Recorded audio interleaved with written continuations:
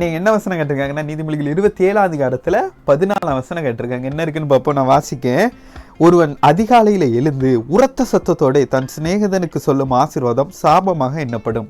எப்படியா, விடிய காலையிலே எழுந்திரிச்சு ஸ்பெசிஃபிக்காக போடணும். ஆண்டவர் சொல்லியிருப்பார், அதிகாலையில் என்னை தேடுகிறேன், என்னை கண்டடைவான். அப்படின்னா நம்ம அதிகாலையில் என்ன செய்யணும்? நம்ம ஆண்டவரை தேட போகணும். எந்திரிச்சோன்னு என்ன செய்யணும்? காலையில் எந்திரிச்சோன்னு என்ன செய்யணும்? ஆண்டவரை தேட போகணும்.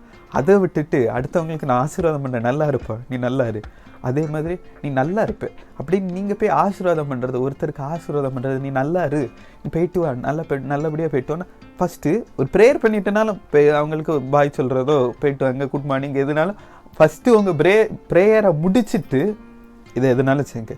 உங்கள் ப்ரேயரை பண்ணாமல் காலையில் எழுந்திரிச்சு கண் வீங்கிட்டு அதே இதோட போய் நல்லா இருப்பா, குட் மார்னிங்னு சொல்கிறது, அவனுக்கு நீங்கள் சாபத்தை கொடுக்கீங்க. நீங்கள் சொல்கிறீங்கள நல்லா இருங்கிறது போய் சேரம் வச்சும் அவங்களுக்கு போய் சாபமாக எண்ணப்படுதுங்கிறாரு. அதனால் நீங்கள் எப்படி காலையில் எழுந்திரிச்சு என்ன செய்யணும்? அதிகாலையில் என்னை தேடிக்கிறவன் என்னை கண்டடைவாங்கிறாரு. அதிகாலையில் அவரை தேடுங்க. அர்ஜென்ட்டாக வெளியே கிளம்புறாங்க, ஒரு ப்ரேயர், நீங்கள் நின்ன இடத்துல ஒரு ப்ரேயரை முடிச்சுனால போய் சொல்லுங்கள் அவங்ககிட்ட, பாய் போயிட்டு வாங்க, நல்லா இருங்க அப்படின்னு. எதுனாலும் ஃபஸ்ட்டு காலையில் இருந்துச்சோன்னே கொடுக்குற இது ஆண்டவருக்காக தான் இருக்கணும். நம்ம வாழ்க்கையோட எல்லாதும் ஆண்டவருக்கு மட்டும்தான் இருக்கணும். நம்ம வாழ்க்கையே ஆண்டவருக்குள்ளே தான் இருக்கணும். மிச்சம் யாருமே தேவையில்லை. பூமியில் எங்கே இருக்கோமோ, பூமியிலோ பரலோகத்தில் எந்த இடத்துலனாலும் நமக்கு இது ஆண்டவர் தான், வேறு யாரும் கிடையாது.